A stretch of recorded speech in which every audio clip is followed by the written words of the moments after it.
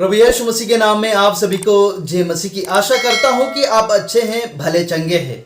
मेरे प्रिय भाई बहन, आज हम दुनिया में देखते हैं तो मसीह लोगों के ऊपर बहुत अत्याचार हो रहा है, लेकिन फिर भी मसीह लोग उस अत्याचार को सहते हुए अपने विश्वास में आगे बढ़ रहे हैं। यह बहुत ही बड़ी बात है। आज बहुत सारे ऐसे विश्वासी लोग हैं, ऐसे पास्टर हैं जो मौत से भी नहीं डरते हैं। जी हाँ, अपनी जान को भी दे देते हैं, लेकिन प्रभु यीशु मसीह पर विश्वास करना नहीं छोड़ते हैं। ऐसी बहुत सारी घटनाएं आज हम दुनिया में देख सकते हैं कि प्रभु यीशु मसीह के विश्वास के कारण, प्रभु यीशु मसीह की सेवकाई के दौरान कई मसीहों को सताव का सामना करना पड़ रहा है। यहाँ तक कि उनको मार डाला जा रहा है, उनके ऊपर अत्याचार हो रहा है और बहुत ही भयंकर आज हम इस समय में देख रहे हैं। यीशु मसीह के आगमन का जो समय है वो बहुत ही निकट है। आज हम जिस परिस्थिति में जी रहे हैं वो हमारे लिए एक परीक्षा के तौर पर आप समझ सकते हैं मेरे प्रियो।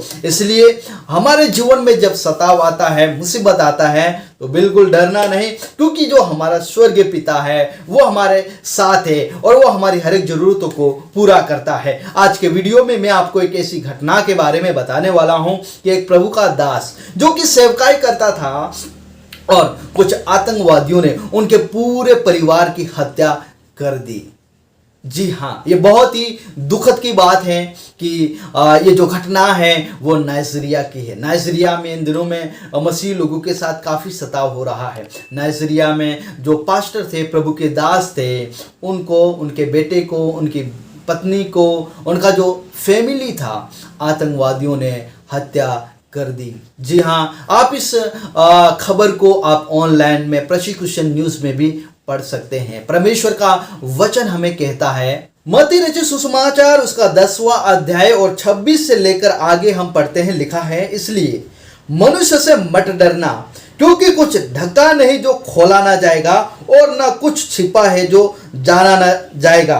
तो मैं तुमसे अंधियारे में कहता हूं उसे तुम उजियाले में कहो, और जो कानों कान सुनते हो उसे छतों पर प्रचार करो। जो शरीर को घात करते हैं पर आत्मा को घात नहीं कर सकते हैं, उनसे मत डरना, पर उसी से डरो जो आत्मा और शरीर दोनों को नरक में नष्ट कर सकता है। घटना के बारे में मैं आपको जानकारी देना चाहता हूं। कृपया करके नाइजीरिया के लिए प्रार्थना करें।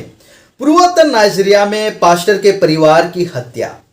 नाइजीरिया इंटरनेशनल क्रिश्चियन काउंसिल इस महीने की शुरुआत में पूर्वोत्तर नाइजीरिया में आतंकवादियों द्वारा एक पास्टर और उनके बेटों की हत्या कर दी गई।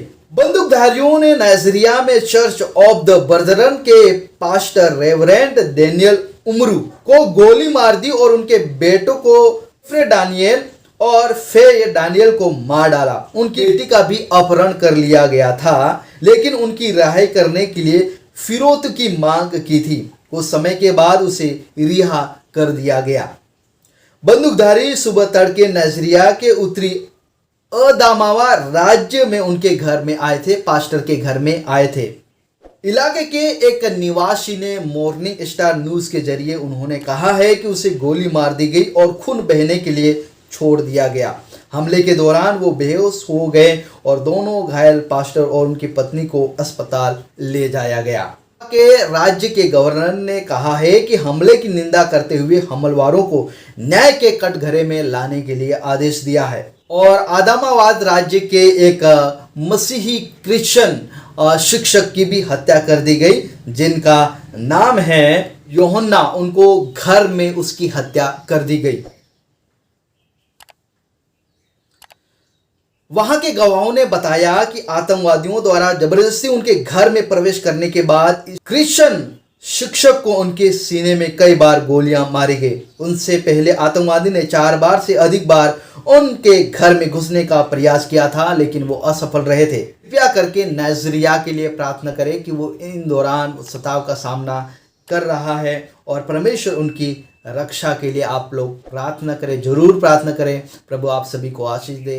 आप सभी को जय मसीह की। Praise the Lord.